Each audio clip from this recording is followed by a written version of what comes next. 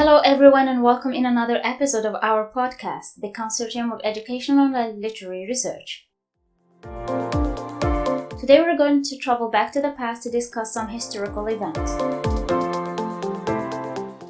For our student followers who are doing literature and civilization, this podcast is for your knowledge, as it may help you better understand history while you're taking a ride home, sitting in a park, or just laying down on your bed. Therefore, we have selected the Roman Empire for today's episode, which is one among the most important empires in the world. History of the Roman Empire covers the history of ancient Rome, from the fall of the Roman Republic in 27 BC until the abdication of the last Western emperor in 467 AD. Rome began expanding soon after the founding of the Republic in the 6th century BC, although it did not expand beyond the Italian peninsula until the 3rd century BC, in the midst of the civil war of the Roman state in the middle of the 1st century BC, first between Julius Caesar and Pompey, and finally between Octavius and Mark Antony. Antony was defeated at the Battle of Actium in 21st BC. In 27 BC, the Roman elders made Octavian emperor, a commander, thus beginning the era of equality. The first era of Roman Empire history usually dated from 27 BC to 284 AD. After that, it gave him the venerated Augustus name.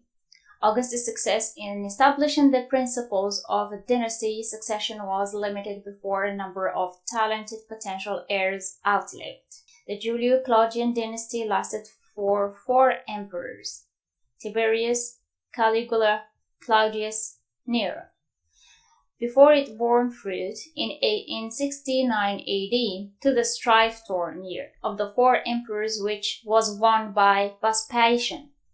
Vespasian became the founder of the Flavian dynasty, to be followed by the Nerva-Antonio dynasty, which produced the 5 emperors: Nerva, Trajan, Hadrian, Antonius, Pius, and the philosophically inclined Marcus Aurelius. In the opinion of contemporary Greek historian Dio Cassius, he joined the Emperor Commandus in 180. And some historians, especially Edward Gibbon, claim that the taking of Commandus' reign marked the beginning of the decline of the Roman Empire. In the 212th reign of Caracalla, Roman citizenship was granted to all the inhabitants of the empire.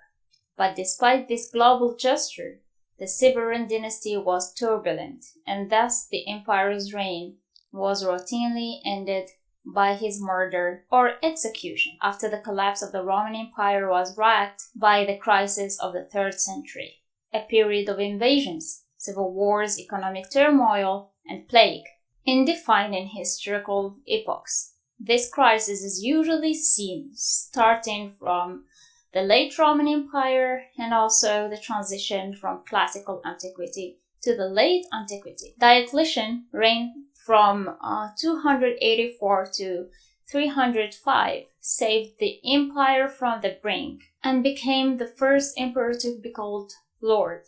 This marks the end of the era of equality and the beginning of the hegemony. This absolute monarchy that began with Diocletian lasted until the fall of the Western Roman Empire in 476. Diocletian divided the empire into 4 regions, each region ruled by the separate emperor, confident that he would mend the troubles plaguing Rome.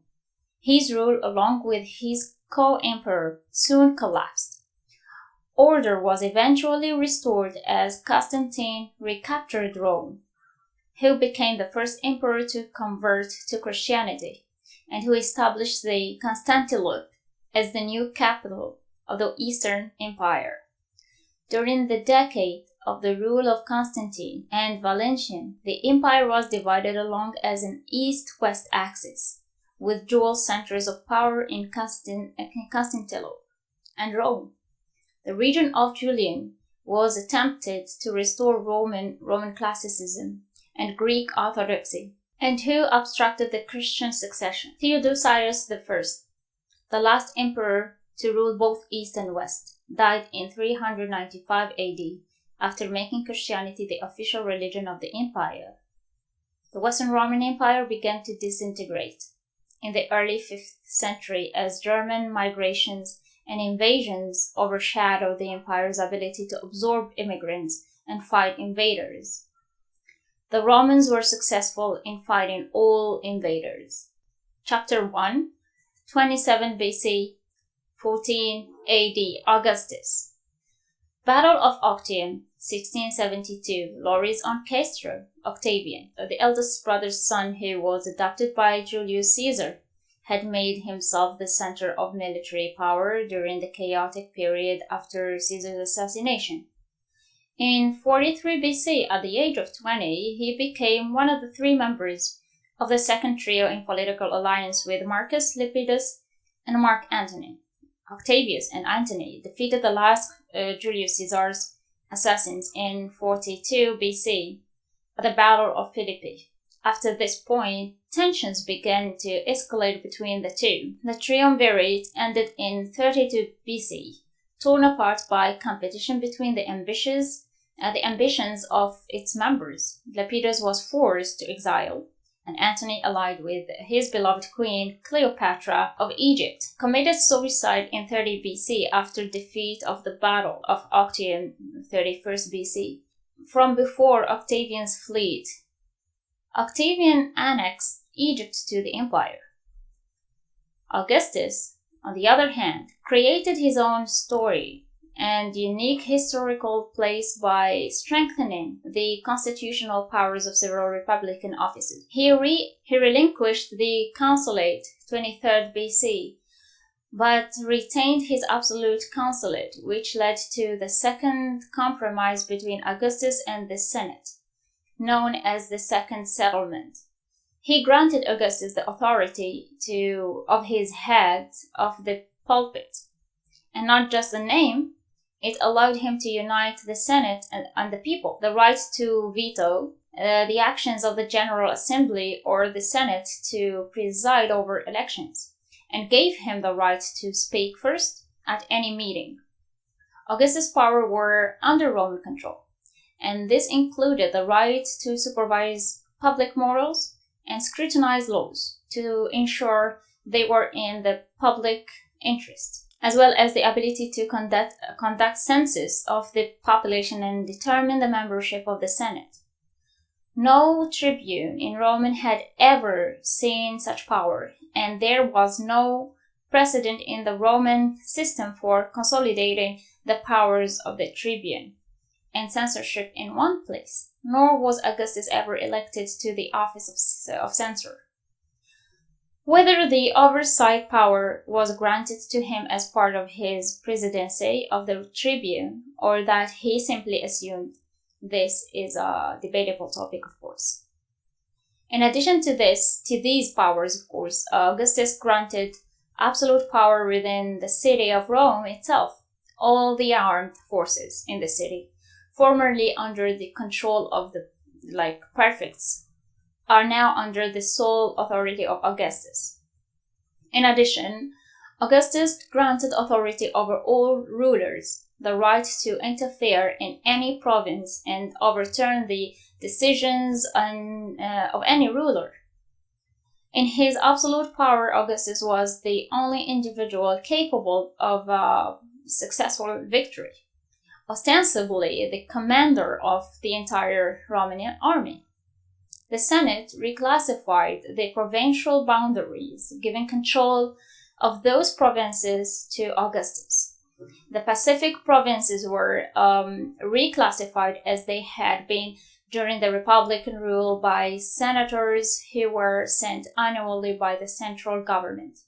Senators were banned from many things, such as visiting Egypt. Taxes from the provinces went to the public treasury.